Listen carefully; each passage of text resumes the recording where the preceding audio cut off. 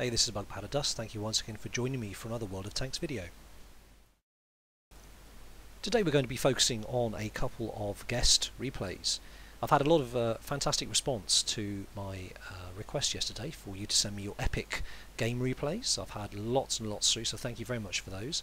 There's been some great ones, and I'd like to feature two of those today. One is in a T-54, Tier 9 Russian medium, and the other one is in the E25, Tier 7 German tank destroyer. Both of them are great players and great games, and are very instructive as well as being quite exciting. So without further ado, I'm going to show you those now, so sit back, buckle up and enjoy yourself. Okay, so for this game we join the player Real Kuz, who is in a T-54 Tier 9 Russian medium. I've turned off my mods for this game because they were causing graphical problems in the replay when I watched it through beforehand. But basically, suffice to say, Real Kuz is a great player. He's purple ranked on XVM. In fact, both the teams have got a smattering of really good players, and both teams are actually pretty good on the whole. So the game seems pretty evenly matched. He's going to do quite a lot of good work with the T-62A, a Tier 10 medium, over on this left-hand flank. And the game is pretty much full on right from the first contact. So I wanted to highlight this game because it's a really good example of what good players do under pressure, where they go, how clear their thinking is. And you kind of get this from watching other good players stream and show us examples of their games, such as Quickie Baby, for instance. And you see Real Kuz here do things they think, do you know what, I wouldn't have thought of doing that, or I would have maybe fired a bit earlier and missed my shot. So we see here that both him and the other medium there, the T-62, have gone to this dip here, which has always been a really good spot for mediums. Then they changed the map and put that little hump in here, which you can see directly in the screen in the last patch, which meant you couldn't take advantage of that and of it not being there, sorry, and shoot the other team as they go from west to east. But they still make the most of that, so managed to hit a Lorraine hard as he goes across. So it's basically a bunch of mediums on the enemy team versus a few of our heavies and a couple of mediums as well. So we seem to have the better position. We've got the high ground. There's a Batchat down there. It looks like he's reloading because he's just taking cover. He's not attempting to fire. But he's got a weak turret, and so with his big powerful gun, he's making the most of it. There's an STA down the bottom there, who is causing problems for us, because the gun depression on T-54 and probably the T-62 as well isn't that great. So concentrating on a Batchat for now. That's quite a big threat. Everyone likes killing Batchats. They're lightly armoured and they're a threat. So those two combined means they need to be taken out. The AMX there pushes in, so he decides to go in and support him. Goes wide, and he sees another T-54 up there. Decides to deal with him first. Tracks him, hold him in place, wait for the reload. He's in a slightly better position here, but he takes a smack on the left hand side there. So we've cleared off the initial rush of the mediums. We've now got a heavy and two mediums to deal with here. E100, and let me see, I don't recognise that tank. What's that? T-62A. So another Tier 10 medium to deal with. So very shortly, once we've got rid of this chap up here, he's going to switch to premium ammo to deal with the E100, because the E100, 800 damage a shot on average. Oh, that's going to ruin his day if he gets hit, and you can only really get hit once by that thing. If the E100 is using gold, he can penetrate him all day long. Sorry, not gold, premium as it's called now. It's no longer gold ammo. So he's trying to do what he can to keep the guy at the top off everyone's back, while his colleagues there deal with the E100. I've never driven the T-54 myself. I'm kind of grinding them on the T-43 at the moment, but my friend Watlanka drives one. He swears by them. Well, they do seem to be very good tanks. I'm used to driving mediums with no armour at the moment, such as the Patton. So he's poking over the top. He's loaded his gold, premium, sorry, and he's critical hit to the E100, but did no damage.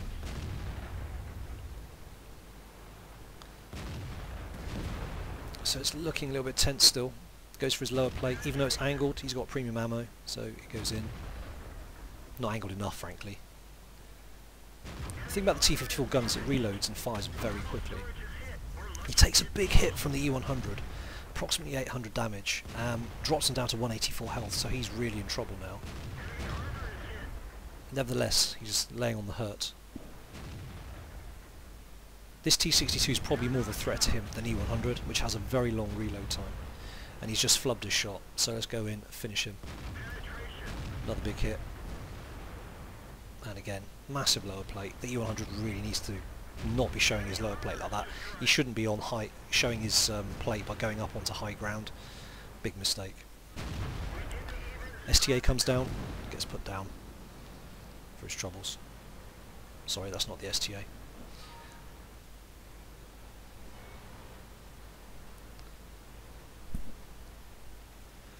So having done that, we've cleared this flank. Unfortunately, as so happens a lot in World of Tanks games, is that the other flank is completely collapsed even though you've won your own side. So the mediums rush back, the VK4502 pushes up on his own. Don't think this is a particularly good idea for him. Splitting your forces, I can understand why you might want to do it, but let's face it, if the other flank's collapsed, those enemy tanks are only going to be going for your base.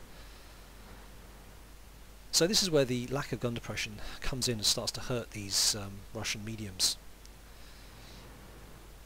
And he's in two minds what he's going to do. There are two mediums back here. They can probably do the business, so he's going to go up, push up and help the 4502B. But not before he's taken a couple of shots.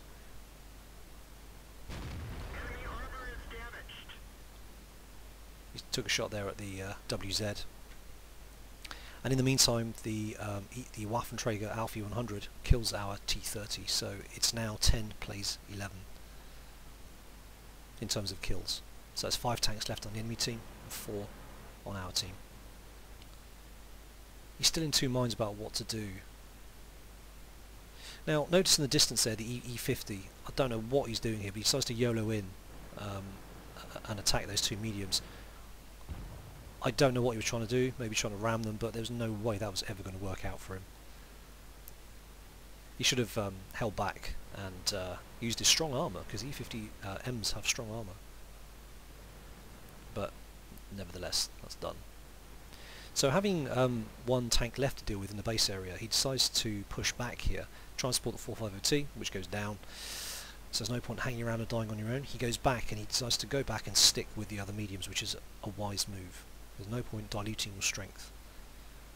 And while there's 3 of them up here and only one of the enemy tanks, let's try and finish him fast. In fact, that's what they need to do before the other 3 tanks push up and join in. If they can kill this tank quickly, they've evened it up pretty much.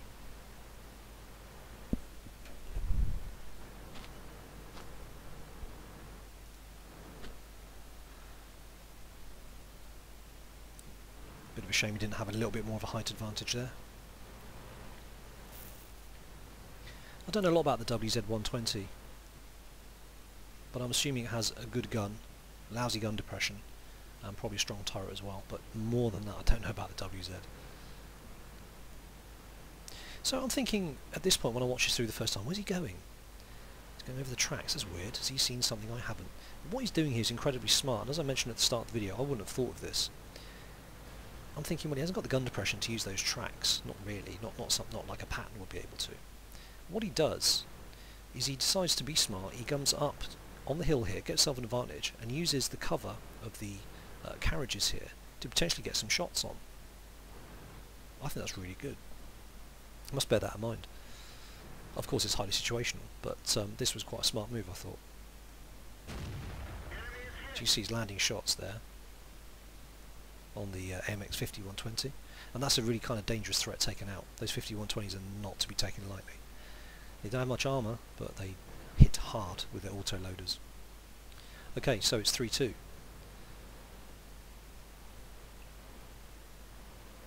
And this is pretty tense now. We've got one badly beaten up T-62 over there, and one badly beaten up T-54 here, versus 3 enemy tanks. The T-110E4 has got a lot of armour. And I don't know what his hit point situation is. The Waffenträger Alpha 100, not much armour, but that's not to be taken lightly either. That can do a lot of damage in a very short space of time. But this WZ has made a bit of a mistake. He's put himself out in the open. He takes a blind shot, and as we see, that has gone in and it has damaged him. You can see he's on 251 health, so he's one-shottable now. Doesn't appear to have been spotted because he fired through the trees, which is good.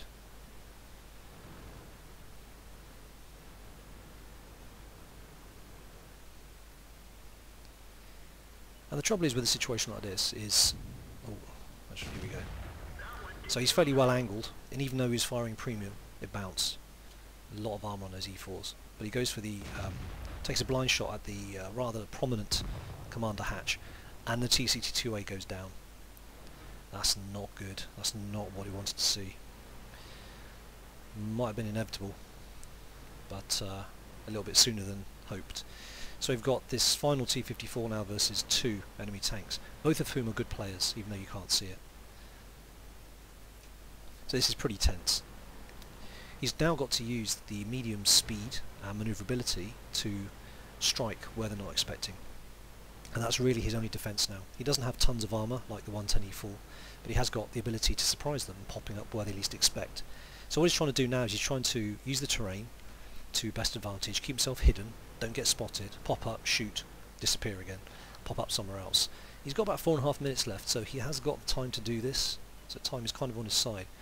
So there we go, we spot and we miss, and I don't know, it was a rushed shot, but I think RNG really didn't help him there. It was on target, but I think it went wide slightly. So that's a massive shame. That could have been a really fast game leveler there, but as it is now, he really has to work for it. Ammo wise, he's okay. He's got to be really careful now. They know where he is.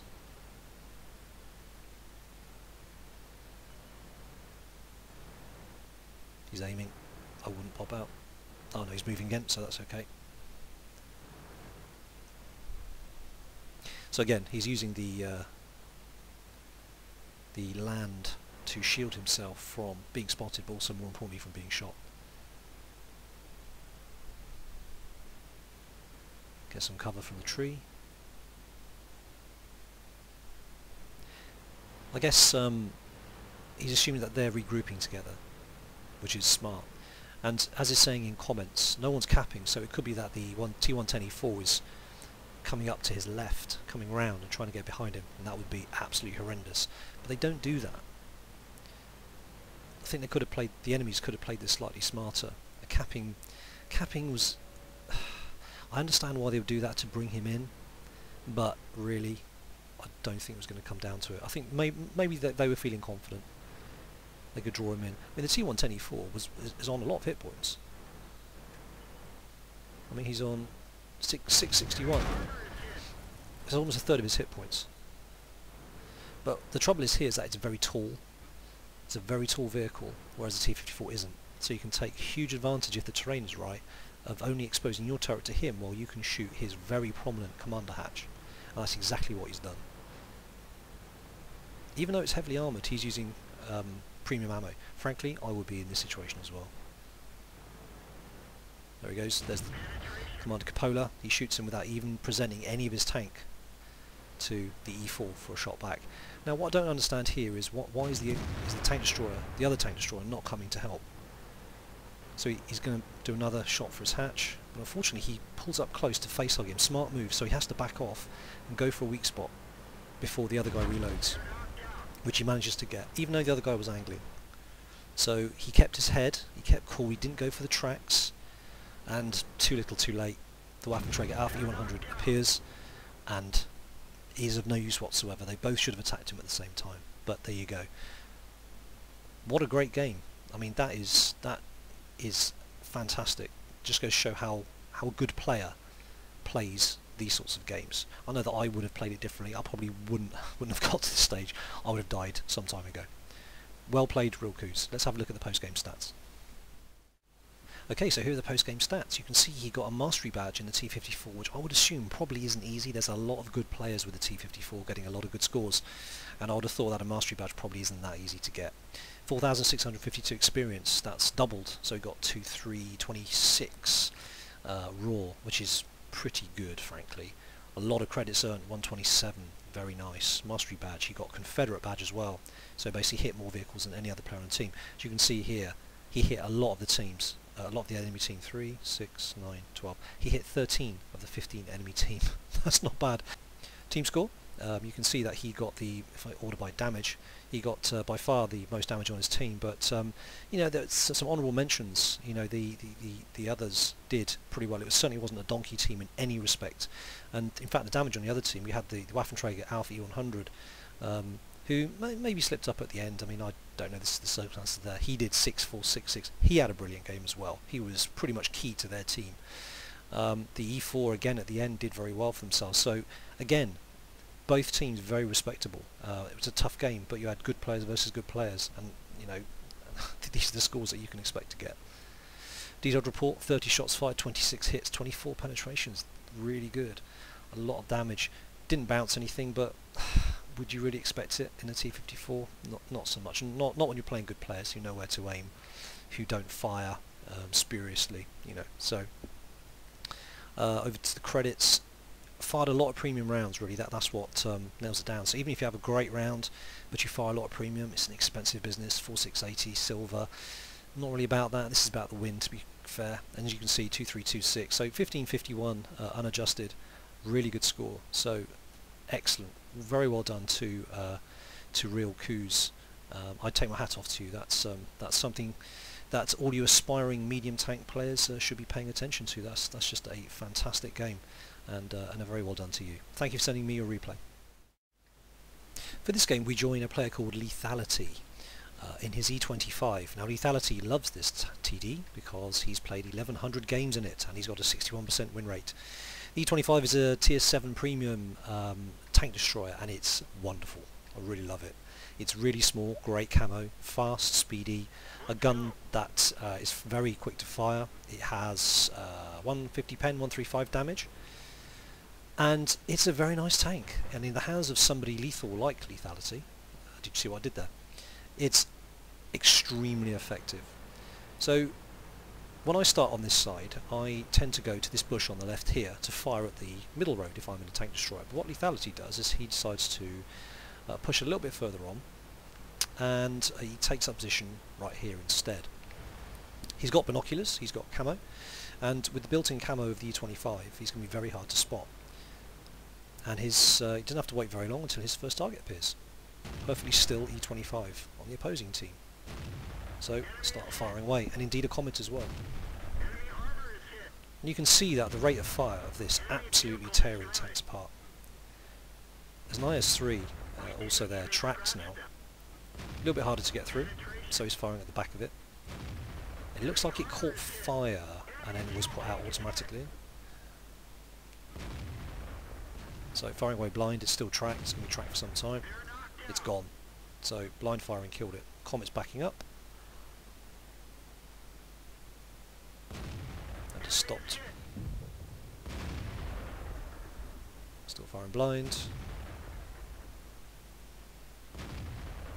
One last shot. There we go. So it's, you know, 2-1. Teams are doing okay. The valley's got some strong tanks in it. Town is starting to get some love from this team. And your average player probably would have sat at that spot and kept sniping at the main road. But Lethality wants to move up a bit.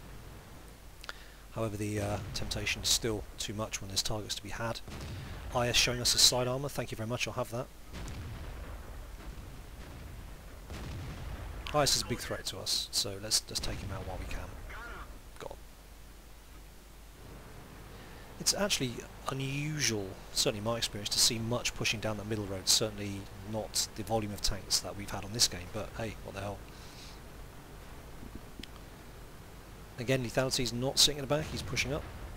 What you see a lot of people do with this tank is they tend to do what people tend to do with Hellcats, is because it's fast, they drive it right up to the enemy and treat it like a medium or a heavy, and then they die really quickly. But this tank you have to play with finesse. It's not a blunt instrument. It's like a rapier or a stiletto. You have to use with care. It's very, very powerful, but you can't let it get spotted. So he's twitching a bit here because this T-69 could come around this corner and kick his ass. So he gets a little cheeky hit in, and he just appears around the corner in the nick of time. That Tiger P could have really caused him problems as well, but he decided to get out of there. Now, it looks like he's leaving the T-32 to his own devices, and he is, but to be honest, he can't be any help there. That T-32 is pretty much done, and it's not his job to hang around in town only for him to die as well, after doing a little bit of damage. So what he does the smart thing. He's thinking 3 moves ahead, and he's going to get up into these bushes and tree line here, and wait for those tanks in town to plough through the Super Pershing, which frankly is not going to last very long, because Super Pershing is great at a distance, but you get close, you can hit their weak spots very, very easily, and also flank around them, and it's going to go down hard. So he's going to come back here with his other TDs, buddies up here, and make their life a misery as they cross all this open field, or at least that's the plan. Panzer Waffle 5 is coming back. Big gun, no armour, 500 damage with its gun, but it really doesn't do to get spotted in one of those things. So he's setting up here, he's getting ready. Interestingly enough, the AMX M4 is not pulling back, so either he's feeling brave, or he doesn't really know what's coming. Or maybe he does, he doesn't care. So the advantage of being in this spot here is that he's now noticed that the middle road is now open. Whatever we had in the middle road is gone. So he can now cover both the town and the middle road from this bush. Enemy armor is damaged.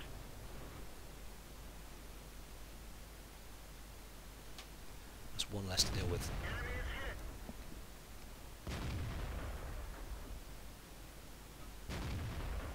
is hit. Now bearing in mind that Lethality hasn't brought any premium ammo with this tank, as far as he's concerned he can do enough with the armor piercing ammo. Which means a few of his shots bounce, but the majority of them are actually going in and penetrating. He generally has trouble with the tier 8 vehicles. There's the SU-100 again. Sorry, 100Y. He's making its life a misery at quite some range, 365 metres. Bounce because it was angled, so he goes for the flatter turret area. I think a shot got absorbed by the wall there. This IS just won't go down.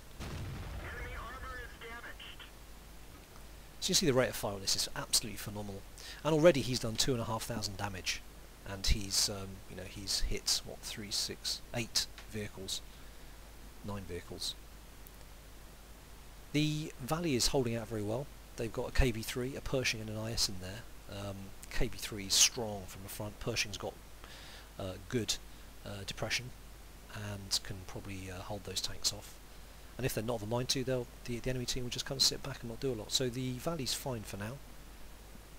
These guys don't seem to be in a great hurry to push from the town. So what I'm going to do is there's a bit of waiting coming up, so I'm going to kind of skip past that and rejoin the video when there's a little bit more action. So it's been about 90 seconds to 2 minutes later, and coming up the middle road, as we thought might happen, is a Roomba. You notice that he wasn't spotted, so he spotted the Rheinmetall Bordsig before it spotted him. Which is good, because that thing can have him for breakfast. But not at this range.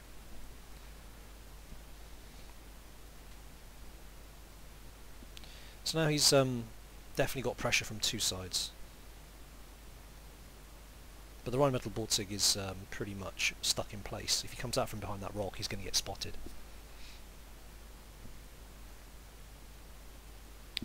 So you can see him kind of looking both directions, weighing up his options. And there's the Roomba again.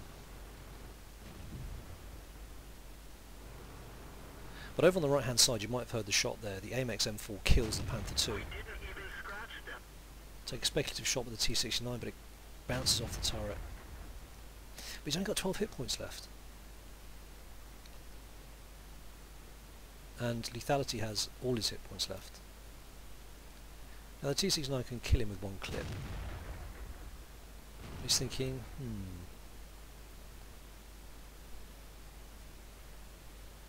he could probably ram him and kill him. So Lethality decides, you know what, enough's enough. We've sat here, we've only got 4 minutes 40 seconds left. Sat here long enough, we need to deal with the situation. So he pushes up. He's using the Panther 2 wreck to shield him from the T-69's fire and vision, but now he is spotted.